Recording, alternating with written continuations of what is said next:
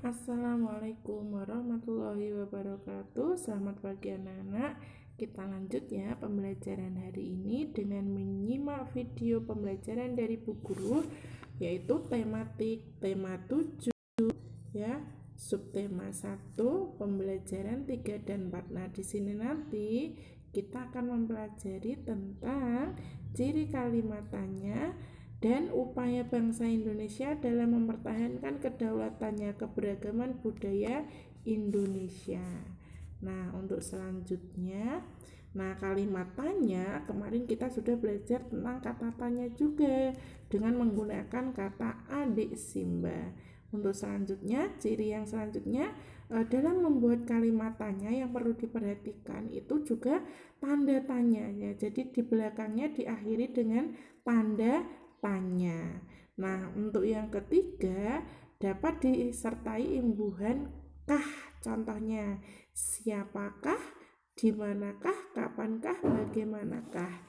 Dan untuk yang keempat, menggunakan partikel kan. Biasanya di akhir kalimat selalu diakhiri dengan imbuhan kan. Contoh, hari ini Selasa kan. Nah, itu ya. Jadi ada imbuhan kannya. Nah, ini adalah ciri dari kita membuat kalimat tanya. Nanti bisa dipelajari anak-anak, jadi bisa membuka buku untuk PB 3 dan 4-nya ya, lebih jelasnya nanti.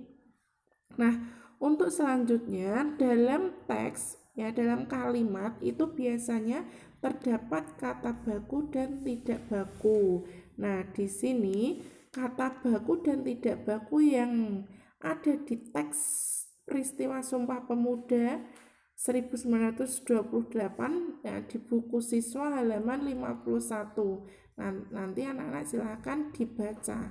Di situ sudah terdapat kata baku dan tidak baku. Contoh kata bakunya itu zaman, itu penulisnya pakai Z, walaupun kadang kita membacanya zaman ya, ini tidak baku. Artinya apa? Waktu yang sangat panjang.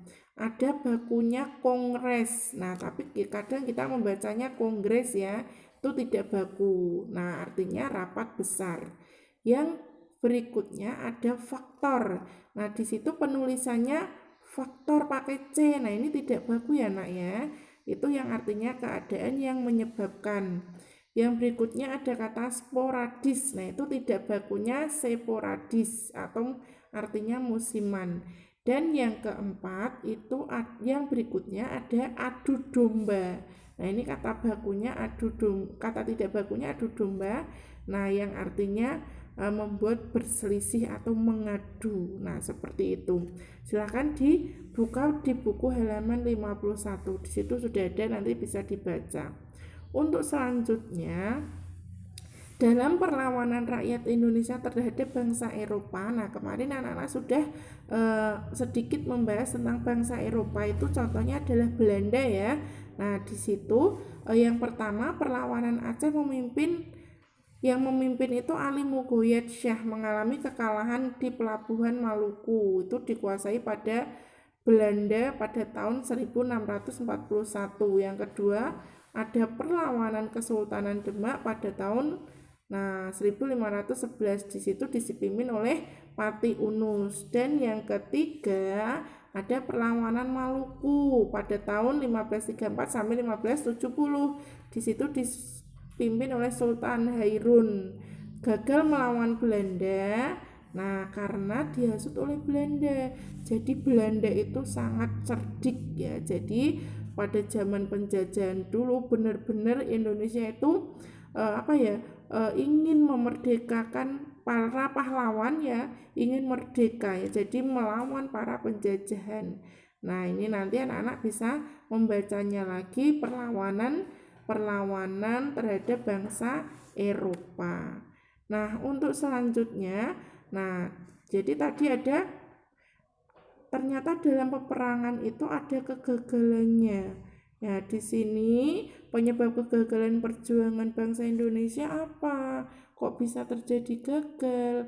Nah, tujuan bangsa Eropa di Indonesia itu salah satunya berdagang rempah-rempah. Namun lama-kelamaan bangsa Eropa ingin menguasai Indonesia karena Indonesia itu melimpah ya untuk rempah-rempahnya. Yang kedua, sikap rakyat Indonesia atas kedatangan bangsa Eropa awalnya diterima baik. Namun karena Eropa ingin menguasai, nah inilah yang akan menjadi pemicu perlawanan peperangan di Indonesia. Nah, rakyat Indonesia mengalami kegagalan saat melakukan perlawanan. Karena apa ya? Nah, di sini kurangnya pasukan, kurangnya persenjataan. Nah, senjata yang digunakan masih tradisional dan bersifat kedaerahan atau sporadis tadi ya, yang politiknya David et Impera ya, atau yang disebut dengan politik adu domba. Jadi Belanda itu sangat cerdik ya.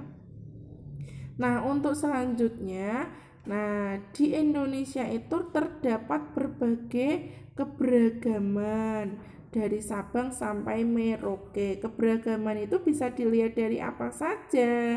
Ada agamanya, suku bangsanya, ras, bahasa daerah, adat istiadat, sistem kekerabatannya, kesenian. Jadi ini 1 sampai 7 ini adalah keragaman bangsa Indonesia dari Sabang sampai Merauke. Untuk agama itu dibagi menjadi ada berapa ini? 1, 2, 3, 4, 5, 6 ya. Islam, Kristen, Hindu, Buddha, Katolik, dan Konghucu. Suku bangsanya sangat banyak sekali dari Sabang sampai Merauke. Rasnya juga sangat banyak, bahasanya sangat banyak. Nah, nanti anak-anak bisa menyimak dan membacanya kembali ya. Untuk selanjutnya, tugas anak-anak adalah mengerjakan buku PR atau buku yang beli halaman 21. Jawab pertanyaan nomor 1 saja dari A sampai E. Kemudian tugas yang kedua, buku siswa atau buku yang dipinjami halaman 42, tulis nama-nama suku yang ada di beberapa daerah. Di situ sudah ada kayak atlas atau petanya ya. Nanti anak-anak bisa membukanya. Jika ada pertanyaan, silahkan japri Bu Guru. Jangan lupa tugasnya dikirim lewat foto. Oke, Bu Guru akhiri. Kurang lebihnya minta maaf. Wassalamualaikum warahmatullahi wabarakatuh.